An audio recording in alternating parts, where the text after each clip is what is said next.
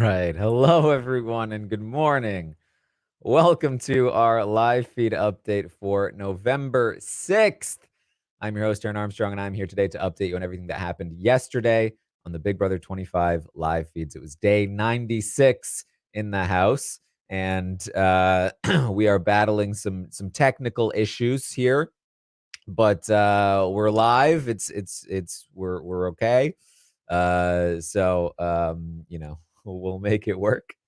And we're going to talk through what happened yesterday on the Big Brother 25 live feeds. Again, it was day 96 in the house, and Jag had to make a decision as the final four veto holder.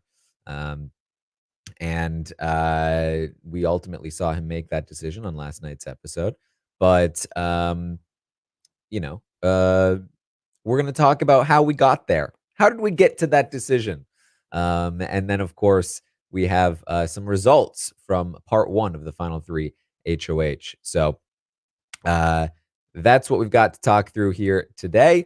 And let's get right into it. Of course, Bowie was the HOH. Jag was the final four veto holder. That meant that Jag had the sole vote to evict at last week, I guess, yesterday.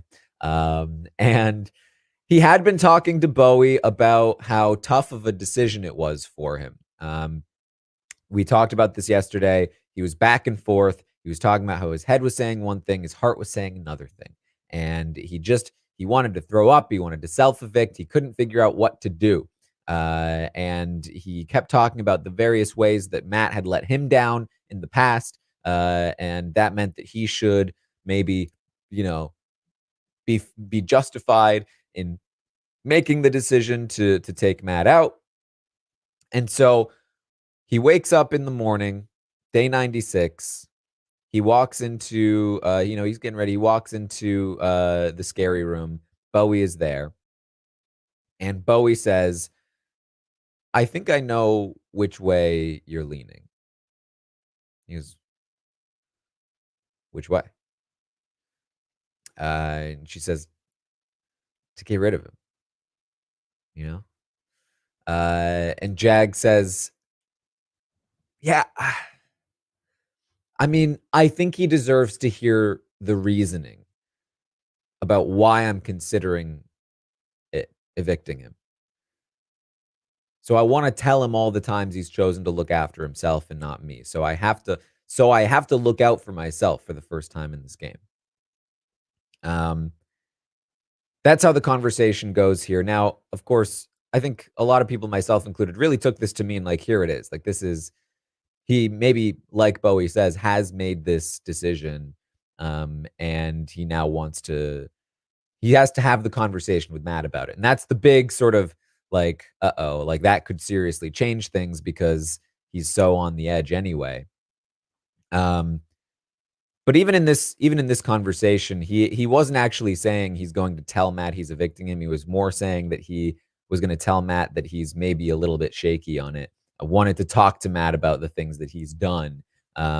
It's essentially what I said yesterday, I think, where it's like he's going to give Matt a little bit of hesitancy. And then if Matt responds in a way that is negative, that sort of opens up the door, the path for Jag to be able to kind of be like, well, see, you have done wrong. So, and of course, giving us, if his competition streak wasn't enough, he's giving us some Jackson Mickey. Need to be selfish for the first time in my life, which he then goes and talks to Felicia, and Felicia campaigns to him. She says, all I have is me in this game and my sense of truth. You know what you have. You know that you have to take each other out. You know you have to take Matt out of the game. She says, if I land in a final three and I have to make a decision, I will ride with you. And that's my truth.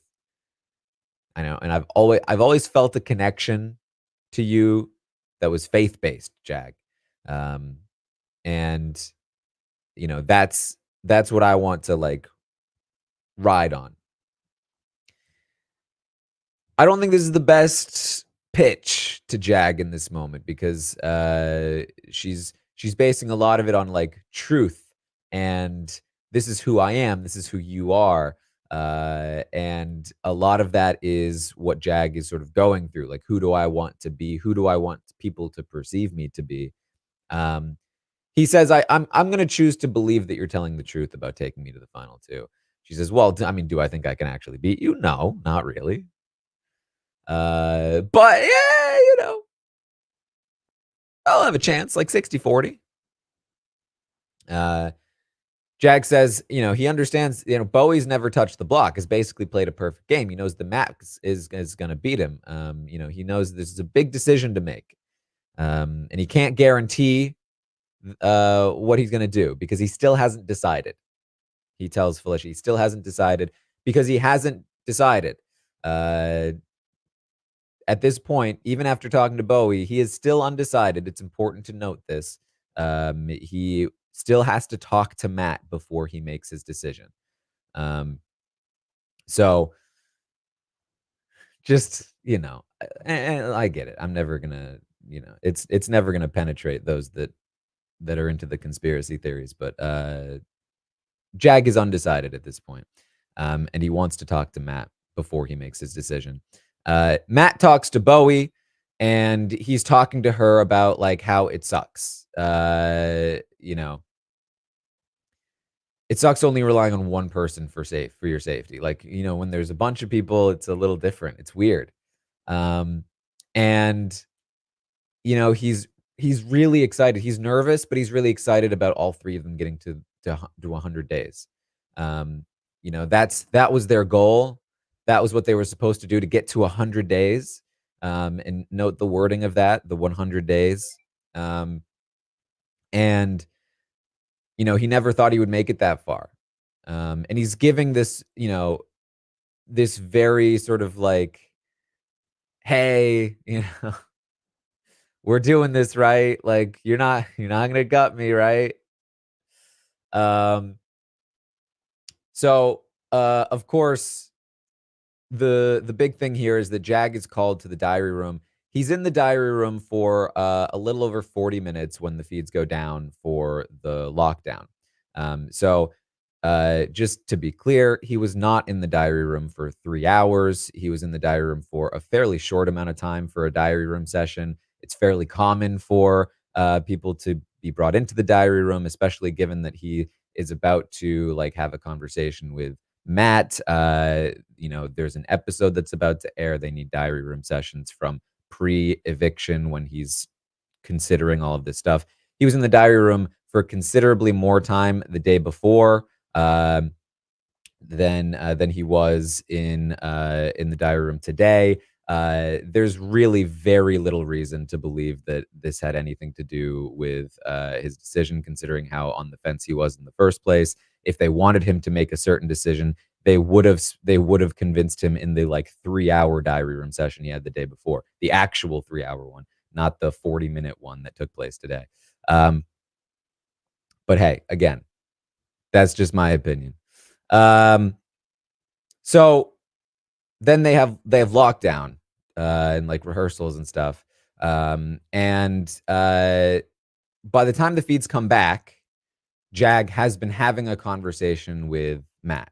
And to me, it seems like probably a conversation that took place after Bowie and Felicia left the HOH lockdown. They were still up in the HOH. The feeds come back up in the midst of this conversation, and it's clearly a very affecting conversation because they're both crying. Like what could have changed Jag's mind? I don't know. A conversation where he ends up crying with Matt might have been the thing. I don't know. That's just my opinion. So he's crying with Matt. He's wiping away a tear. And he's like, "Oh, we're both crying over here. Oh my God." And Matt is saying, "Jag, I'm taking you 110%. I have always been taking you. I am absolutely taking you to the end." And Jag is saying, we've been playing this game all the way together. Uh, Matt, you're getting to that 100 day 100. You are. We're getting to 100 days together. You're 100% good. It's very clear to me that Matt did the same thing he did with Bowie to Jag, talking about how they're going to get to day 100 together. Jag then restates that to Matt after the fact, and is in tears, telling him he's going to make day 100. It's To me, it's very clear. That is my opinion, that this very clearly was a conversation that shifted Jag pretty firmly into the position where he wanted to keep Matt, because he was still undecided at that point. And, let's be real, him trying to have a conversation about Matt taking his two candies in that competition was never going to be enough of a reason to get rid of him.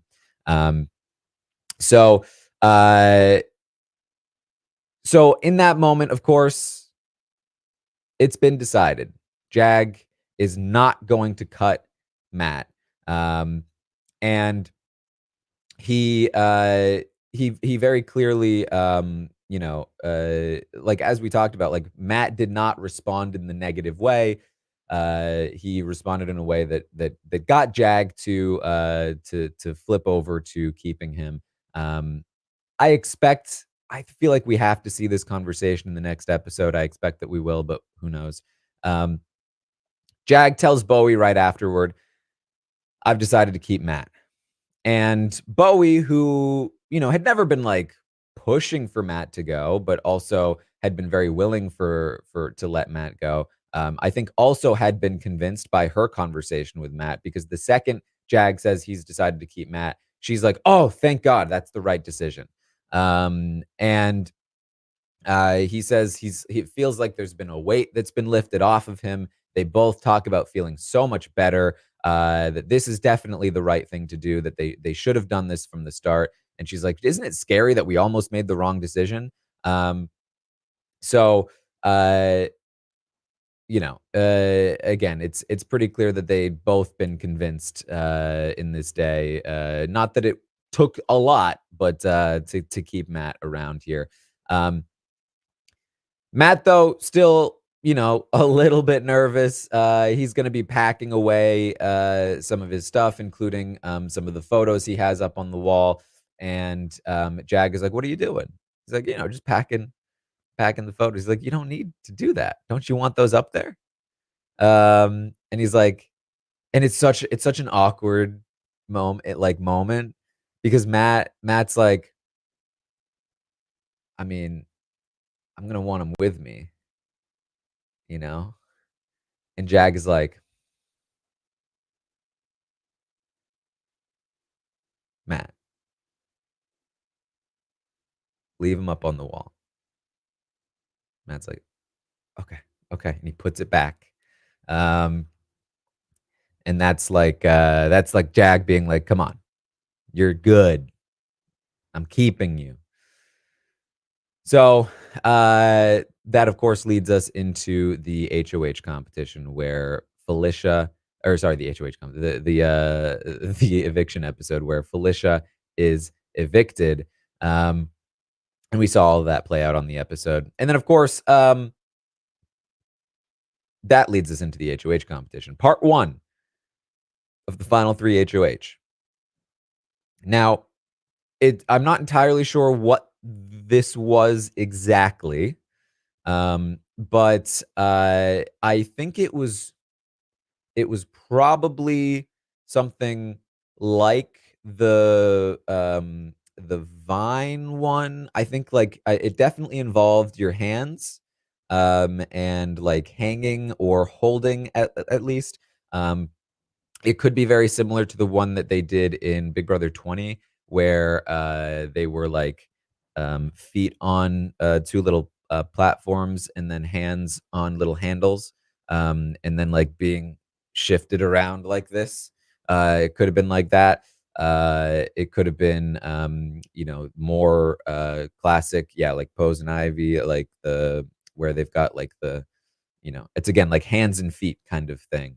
Um I say that because they talked about Matt holding on with one hand, and that being impressive. So the results of part one of the final three HOH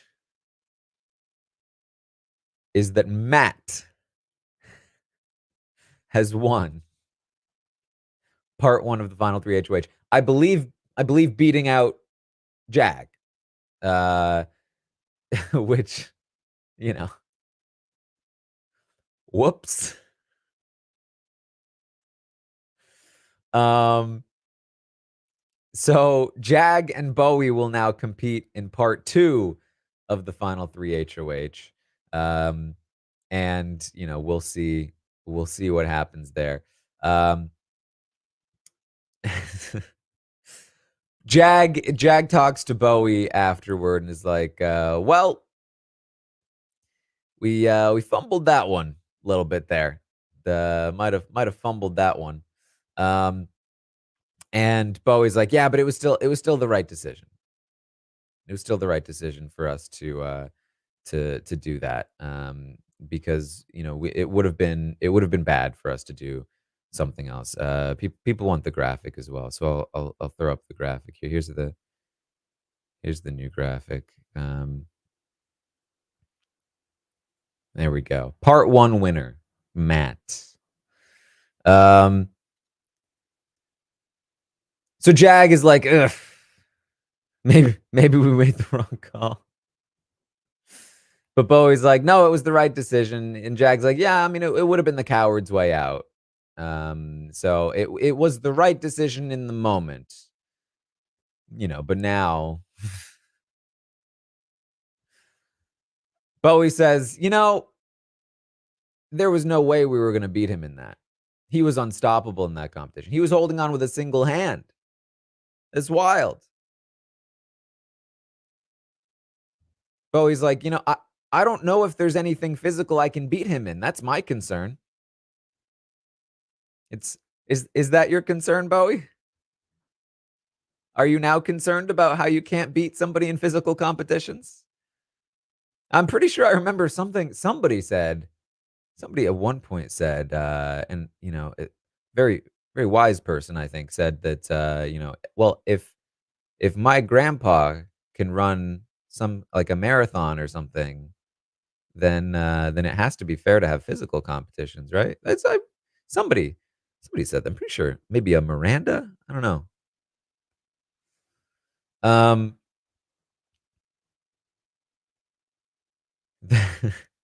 they they're like, oh, we're a bunch of losers. We're about to get no jury votes. Um, Bowie asks Jag, well, what are the comps left? Hopefully, no physical ones, right? He says, well, there's at least one luck comp left. Because there's one in a booth where you're asked what the jury members said, and that's basically luck. So Jag is operating off of old comp strategy. Um, he's not realizing that that's an actual quiz comp. He can't remember what part two is, but he knows there's at least one luck part left, which honestly makes this decision even worse. Because if he thinks part three is luck, then he's really just banged himself onto a 50-50. Um, when in reality, he does have an edge over Matt in part three because it is an actual quiz. Um, so, we'll see. But that's basically it.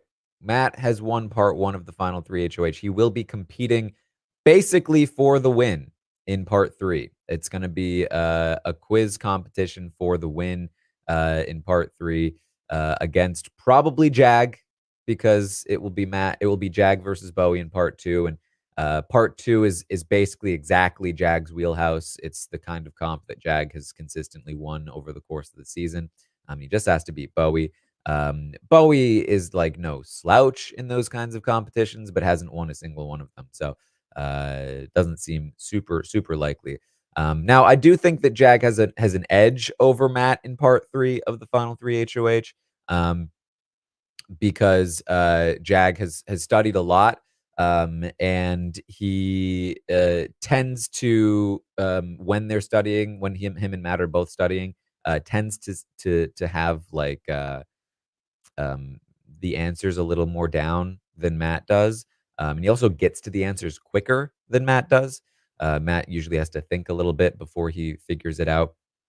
That said, I have heard Jag get things wrong, in the past while studying, and he has not won a straight, quiz comp all season. Neither has Matt, but Matt at least, I guess they both have made tiebreakers, but, who knows? Who knows at this point? Um should Jag throw part 2? No, no.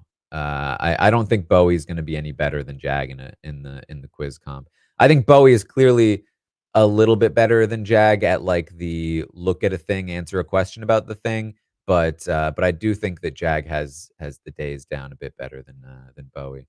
Um, so so we'll see. It would be very, very interesting. I think the most interesting result is if Jag somehow loses part 2 to Bowie, meaning it's Matt versus Bowie in part 3, where if Bowie wins, she probably takes almost definitely takes Jag. But that's like that's the situation where she has the best chance of beating Jag, that's the most competitive. And if Matt wins, then he also probably takes Jag, but also probably beats Jag. And so, but that's also the most competitive that him versus Jag would be, because it's theoretically the wrong move to take Jag over Bowie. So I think a Matt versus Bowie part 3 would lead to the most competitive final two scenarios. Um, whereas Matt versus Jag final two or part 3 is more of like the competition matters more. It's like if Matt wins, he wins the game probably. If Jag wins, he wins the game probably. Um, so depending on what you're interested in, you can root accordingly. But that's about where we've got at this point. Jag should be taking Bowie to the final two still. I mean, he was basically regretting the decision to keep Matt around in the first place. Um, so that's it. We'll see. Um, that's what I've got for you. Any other questions? Could Matt take Bowie? He absolutely could. I think that it's totally possible he takes Bowie. Uh, I think it's more likely he takes Jag. I think he feels comfortable that he could beat Jag, so it's not worth cutting him. But you know, a number of things could happen. Including, Bowie, who has a ton of ammo against Jag if she needs to use it. Jag is kind of between a rock and a hard place with Bowie, where if he does make part 3 and it's him versus Matt, Bowie could sell him down the river with Matt, and what is Jag gonna do? Cut her and take Matt and lose? Like, but let's be real, she's not gonna do that. Um All right. Do we know when part 2 is? It will probably be like depending on like the setup. It might be tonight or tomorrow, I would assume. Um, Feeds will stay up all the way until finale. We'll have the round table tonight, um, and we'll rate the players one last time, as well as the season and all of that stuff. So stay tuned for that, and fill out the survey if you would like to. I'll tweet it out after this podcast, and then tomorrow morning I'll be back with another live feed update. And then I'm aiming for tomorrow as well to drop the game recap. So how we've done this in the past is that I've done them as part of the live feed updates, but that's always been kind of silly. So what I'm gonna do is I'm gonna do it. Basically, it's a season recap. I'm gonna do a season recap from the live feed perspective, and we are going to talk through the season as a whole while highlighting the final three and their contributions to the season as a whole, if that makes sense. So And then I'll give, like, some summaries on each of the final 3, and all of that at the end as well. So that's kind of the plan. That's what I would like to try and do here. We'll see how it works. I like experimenting with this kind of thing. So, that will hopefully drop tomorrow. Just depends on if I have the time to fill it out. I unfortunately couldn't really start doing it properly until I knew exactly who was gonna be the final 3, which we didn't know until, later in the day yesterday. So, you know, there was also a lot going on, and let me tell you, it took me hours just to get through the initial stages for my note taking of week 1. Um, but luckily, once we get halfway through, it'll be way easier. So we'll see, we'll see. But that's what I have for you. Thank you all so much for joining me here today. Make sure you find me over on Twitch, on Twitter, Instagram, all those places. And I'll have some more content coming out for you very soon with all of this. So thanks again for hanging out here today, and I will see all of you next time.